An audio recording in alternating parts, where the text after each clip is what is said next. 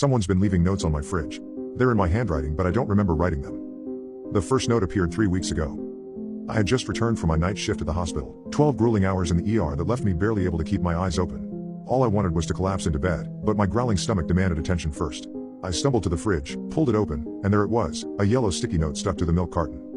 "Don't forget to call Mom. She's worried." It was written in my familiar, slightly messy handwriting, the same scrawl that filled patient charts and post-it reminders throughout my apartment. The strange thing was, I had no memory of writing it. I called my mother the next morning. She asked how I knew she'd been concerned. She hadn't mentioned anything to me. I mumbled something about intuition and changed the subject. The second note appeared 4 days later.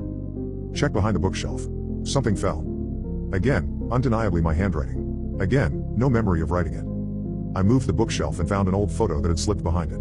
Me and Eliza, my ex-fiancée, smiling on a beach 2 summers ago. 6 months before the accident that left me with 16 stitches in my forehead and her with a broken engagement ring returned in a hospital envelope. The third note appeared after I returned from a thankfully uneventful shift. "The dreams aren't just dreams. Pay attention." That night, I dreamed of an empty hospital corridor. At the end stood a figure in shadow, watching me. I tried to run, but my legs moved like they were trapped in molasses. The figure began walking toward me, and I woke up drenched in sweat, heart racing. The next morning, a new note waited on the fridge. "You saw him, didn't you? He's getting closer." I bought a small security camera that day and set it up facing the kitchen. When I checked the footage the next morning, I found nothing unusual. No one approached the fridge.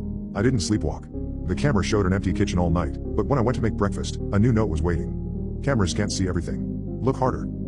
That night, I dreamed of the hospital corridor again. The shadowy figure was closer now, close enough that I could make out the outline of a man in scrubs. His face remained hidden, but there was something familiar about his posture. "Who are you?" I called out in the dream. "You know who I am," he replied, his voice distorted but recognizable. It sounded like my own voice, but wrong somehow. I woke to find my phone's flashlight on, illuminating a note stuck to my bedside lamp. "Do you remember what you did?" 3 days without proper sleep, and reality began to waver. I saw movement in my peripheral vision. Heard whispers when I was alone. The line between waking and dreaming blurred. I found myself standing in front of my fridge without remembering how I got there, a marker in my hand. I had written directly on the refrigerator door, "You need to remember room 209. Room 209. 6 months ago. A car accident victim, severe head trauma, barely responsive. I had been the first to assess him.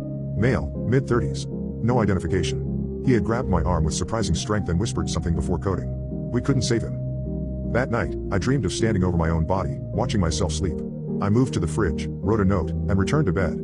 But as I merged back with my sleeping form, I caught a glimpse of my reflection in the window. It wasn't me. It was him, the man from room 209. I woke with a jolt and rushed to the fridge, already knowing I would find a new note. "We switched places. You died that night. I lived." I returned to the hospital that afternoon and found my way to records. Room 209, 6 months ago.